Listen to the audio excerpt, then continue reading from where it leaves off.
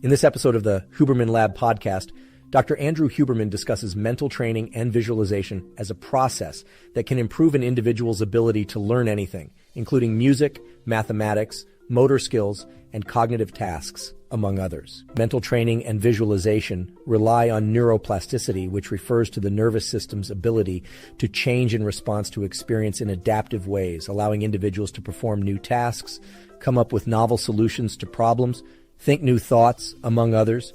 Hence, mental training and visualization aims to complement the actual performance of a motor or cognitive skill to facilitate learning, consolidation, and retention. Dr. Huberman explains that mental visualization involves imagining something happening, and while it does not equate to the real experience, there is somewhat an equivalence between the two, which individuals can leverage to improve their performance. He goes further to cover which types of mental training and visualization work best across all domains, including music, mathematics, puzzle solving, and sports performance, among others. He highlights that individuals vary in their natural ability to imagine and visualize things and can get better at mental training and visualization over time. Dr. Huberman explores how mental imagery and visualization relate to the creative process and problem solving, discussing people on the autism spectrum and people with synesthesias, who combine different perceptual experiences, such as associating colors with numbers. He emphasizes the importance of applying mental training and visualization according to specific challenges, building mental training and visualization practices that are supported by neuroscience studies and effective in addressing challenges such as public speaking, sports performance, and test-taking performance. To improve one's golf swing, mental training and visualization can be utilized. The mental training and visualization must be brief, simple, and similar to the real-world golf swing. In fact, the time it takes to perform the swing in one's mind should be the same as in the real world. The mental training and visualization should also be given an identity or name that is applied to the specific aspect being practiced. This enhances the mental training and visualization and recruits more neural machinery in the brain and body, increasing the probability of proper execution in the real world. Mental training and visualization capture many of the same features of real-world behavior and perceptions, such as eye movements and processing time for objects in the mind's eye. For instance, imagining a ceiling with black and white tiles causes people to move their eyes up, while imagining a snake causes people to move their eyes down. The processing time for details of a small object is longer than for details of a large object because the viewer is zooming in mentally. Dr. Andrew Huberman discusses 5 principles of effective mental training and visualization. One of the principles is the equivalence of mental imagery with real-world perception and behavior. He explains that complex motor sequences take longer to perform in one's mind's eye than simple motor sequences, just as in the real world. This shows that mental imagery is very similar to actual perception and behavior. In order to make mental training and visualization more effective, one can deliberately move their eyes in the direction of what they are visualizing, just as they would in the real world. This brings about more neural circuitry and prompts better performance. A systematic review of studies on mental imagery training shows that visualization should be brief, 5-15 seconds, simple, and repeated between 75 times per session, with 15-second rest periods in between. The frequency of practice is also essential, and performing such sessions 3 to 5 times per week is considered most effective. Once a person has consolidated their performance in the real world, they do not need to continue mental training and visualization to maintain it, and they can use mental training and visualization to enhance the speed and accuracy of skills they have already demonstrated some degree of proficiency at in the real world. However, mental training and visualization cannot replace real-world practice, and a person must be able to perform a motor task successfully in the real world before utilizing mental training and visualization to augment it. According to Dr. Andrew Huberman, real-world training is more effective than mental training, and mental training is more effective than no training. Although mental training is not as effective as real-world training, it certainly has its benefits. Injured individuals or those with chronic pain can use mental training to maintain or replenish their motor skills. Moreover, even if someone does real-world training for 10 hours a week, adding half an hour or 1 hour of mental training to that schedule can significantly improve their performance. He goes on to discuss the benefit of combining real-world training and mental training for improving cognitive and motor skills. If both methods are combined following scientifically proven principles, greater results in terms of speed, accuracy, and consistency of performance can be achieved. Mental training is better than no training at all, especially when physical training is not possible due to injury or travel. To optimize skill building, self-directed adaptive plasticity, which is a two-part process, requires focused attention during both physical and mental training and adequate rest and sleep. Mental training and real-world training can be done on the same day, but placing mental training at a time that allows for good sleep that night is essential. Sufficient amounts of quality sleep are crucial for ensuring neuroplasticity and retaining skills. Sleep is essential not only following real-world training, but also following mental training. The podcast emphasizes the importance of getting sufficient amounts of quality sleep every night and advises that getting 80% of those nights is a reasonable goal. Resources, such as previous podcast episodes on mastering sleep and perfecting sleep and a toolkit for sleep, can be utilized to improve sleep quality. He mentions a paper by Matthew and Robert Stickgold that highlights the critical role sleep plays in the consolidation of certain types of learning. The podcast also delves into sex and age-related differences in mental training and visualization, concluding that there are no significant differences between males and females in terms of their ability to mentally visualize and improve cognitive or motor skills. As for age-related effects, the review found that individuals 65 or older may benefit from a combination of physical and mental training, but physical training alone is more effective for the majority of people. The podcast also discusses the difference between first-person versus third-person viewpoints and eyes open versus eyes closed. Studies show that first-person mental training and visualization is generally more effective than third-person visualization, particularly when learning skills involving overt motor behavior. If the skill being learned does not involve motor behavior, closing one's eyes and visualizing the cognitive task is more effective than open eyes visualization or third-person visualization. However, the Huberman Lab Podcast does not provide clear evidence on this point. In a study, mental practice was found to modulate functional connectivity between the cerebellum and the primary motor cortex. The primary motor cortex, also known as M1, is a small strip of neurons that communicates with lower motor neurons in the spinal cord. The study found that mental practice is effective at controlling the autonomic nervous system during public speaking or motor sequences for playing an instrument. The study also found that mental practice is more effective when done in the first-person perspective.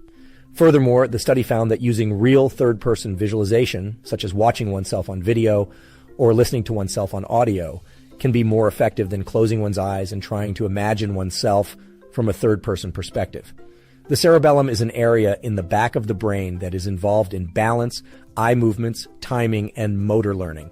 It communicates with the primary motor cortex, M1, and inhibits the activity of neurons in the motor cortex and elsewhere, which has a profound influence on the execution of motor behavior and the learning of particular motor behaviors. When we gain a new skill or become more proficient at a skill, there tends to be more net excitation of the cerebellum to motor cortex communication, accomplished by reducing inhibition. Mental practice can enhance speed and accuracy of motor performance in the real world by reducing inhibition and increasing net excitation of cerebellum to motor cortex communication. A study found that mental practice of a simple motor sequence increased net excitation of cerebellum to motor cortex communication, reducing inhibition and allowing motor cortex to generate movements with more accuracy and speed. This improvement in performance of the task was not related to activation of the motor pathways themselves, but rather to established neural circuit connections between cerebellum and primary motor cortex. He explains that not only is it important to do the correct action quickly, but it is also important to withhold action in order to achieve accuracy. Mental training and visualization can be used to improve both go and no-go aspects of motor performance, and it has been shown to be effective in improving the ability to restrict inappropriate movements or thoughts.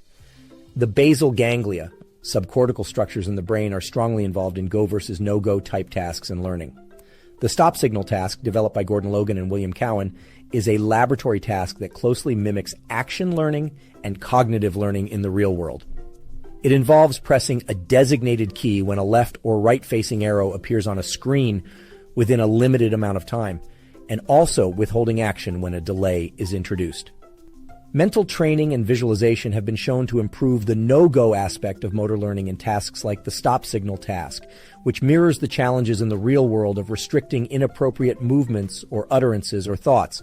The podcast discusses 2 tasks that can be done online.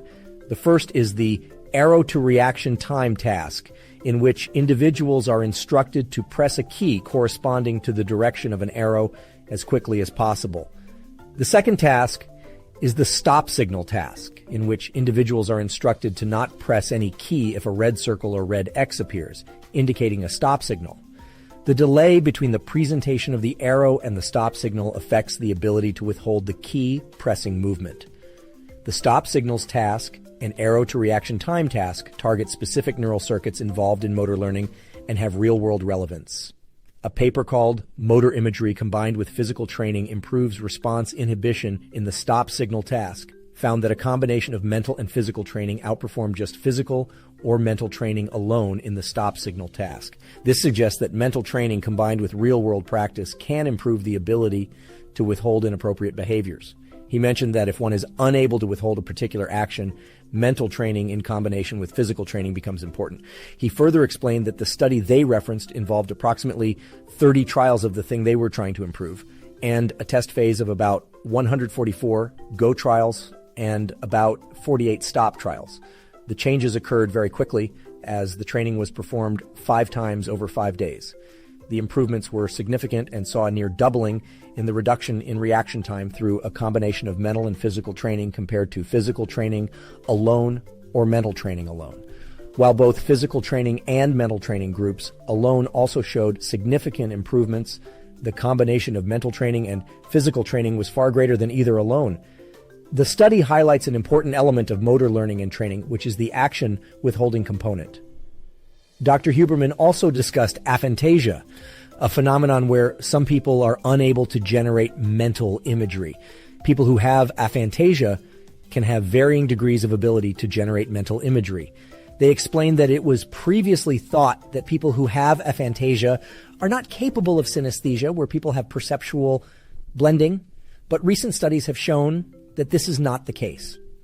However, synesthesia doesn't necessarily lend itself to any improved ability in performing a task. A study found that aphantasia is linked to weak visual imagery, but that advantages can also be synesthetic. The study also addressed whether people with aphantasia tend to have features associated with autism or are on the autism spectrum. The categorization of autistic and non-autistic individuals is currently undergoing revision, with autism being viewed as one set of positions on a spectrum that can include other aspects of cognition and personality.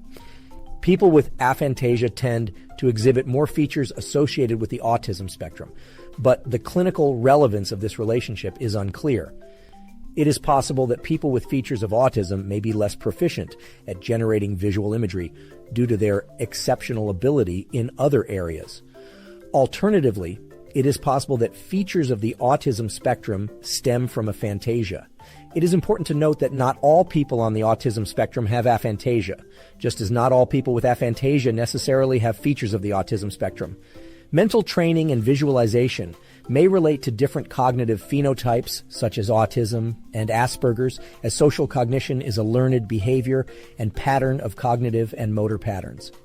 Dr. Huberman mentions the concept of metaplasticity, which means getting better at engaging plasticity through repeated mental training and visualization.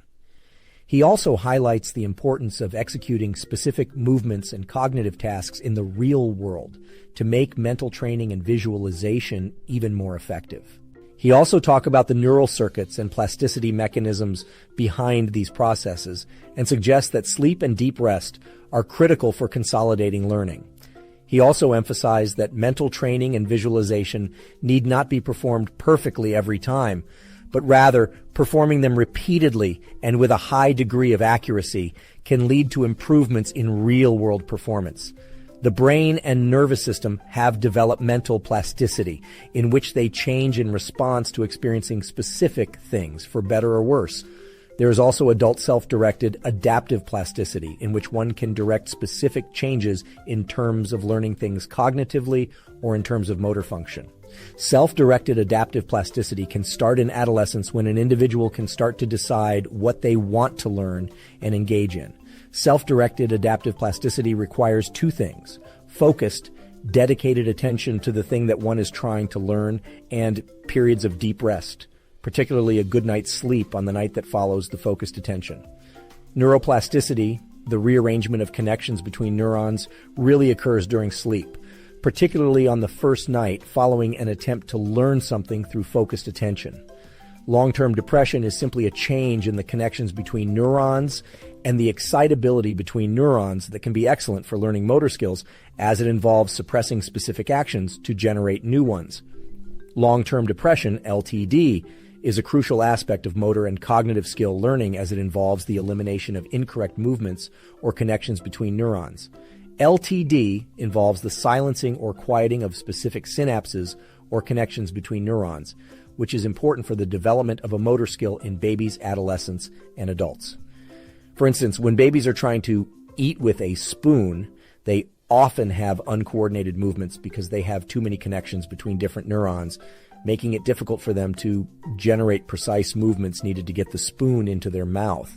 However, as they grow older and keep practicing, certain connections in the brain are strengthened or potentiated through long-term potentiation, LTP, while other connections are quieted or silenced through LTD, helping them get better at the motor skill. Similarly, when learning a new language, one has to suppress certain sounds and direct the pronunciation of other sounds in order to generate the new language through LTD. Therefore, neuroplasticity should be viewed as both a building up process involving long-term potentiation and a sculpting down process involving LTD. There are multiple forms of communication between neurons that can strengthen or weaken connections.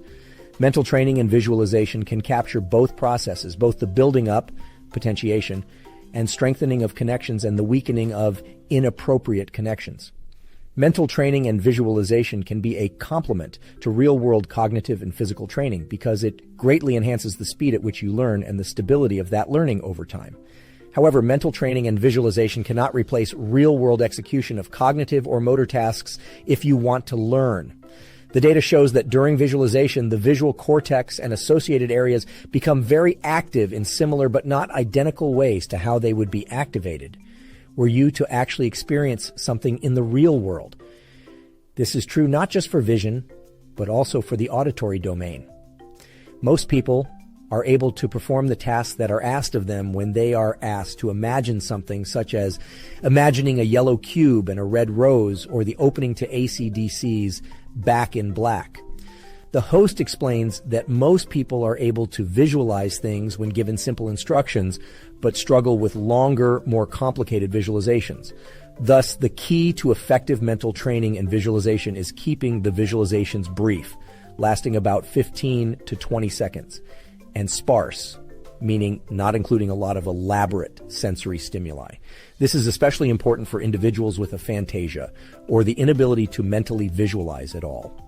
The podcast then goes on to discuss the classic work on mental visualization by Roger Shepard and Stephen Coslin, which demonstrated that how long it takes for someone to generate and rotate a given visual image depends on its complexity. Huberman emphasizes the importance of understanding this principle of mental training and visualization when developing effective visualization protocols.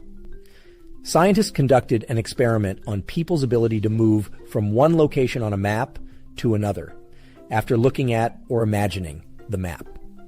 The experiment showed that the time taken to move between locations directly scaled with the physical distance between the two locations on the map. The implication of this finding is that mental visualization processing speed is the same as real-world processing speed. The researchers also found that mental visualization at the neural level is identical to real-world experiences. However, learning and improving performance in the cognitive or physical domain is not equivalent, meaning that mental training and visualization may not be as effective as real-world training and experiences. The researchers recommend combining mental training with real-world training for ideal learning outcomes. The podcast also discusses experiments on bistable images or impossible figures, which have features that make it challenging to determine where they start and stop. Impossible figures, such as the Mobius strip and cubes that appear to twist in different directions, and bistable images, such as the faces vases image, illustrate how the visual system attempts to assign identity to objects but cannot hold multiple identities at once. While these images can be seen in the real world, attempting to imagine them in our mind's eye is challenging. The podcast suggests that mental visualization is far more effective when combined with real-world behaviors and experiences that closely resemble the mental tasks being performed. Therefore, mental training and visualization should not replace real-world motor and cognitive tasks, but rather supplement and enhance them. Dr. Huberman brings up the importance of assigning cognitive labels to mental training and visualization activities to make them more effective. He explains that the brain is better at manipulating and visualizing objects that are familiar and have recognizable labels, such as faces and 3D objects. Specifically, the brain has areas devoted to processing faces, which is why people are generally better at recognizing faces than other objects. Dr. Huberman also discusses how cognitive labeling affects memories and mental imagery. When people label an object or experience, it becomes a specific memory in their visual system and related systems, and they are more likely to imagine and recall it in the future. He even talks about how people who see UFOs may remember and visualize them more accurately if they label them as such, rather than something else they may have seen. While accurate labeling is important for mental training and visualization, Dr. Huberman also notes that it is not possible to simply lie to oneself and expect to learn better. Visualization activities must accurately reflect real-world activities and experiences to be effective. For instance, if someone is trying to improve their golf swing, their mental training and visualization activities should be based on real-world golf swing mechanics and techniques. Check out the full podcast by clicking the link in the description below. Make sure to like, comment, and subscribe for more content like this. Thank you for listening to this podcast summary episode of the Pod Slice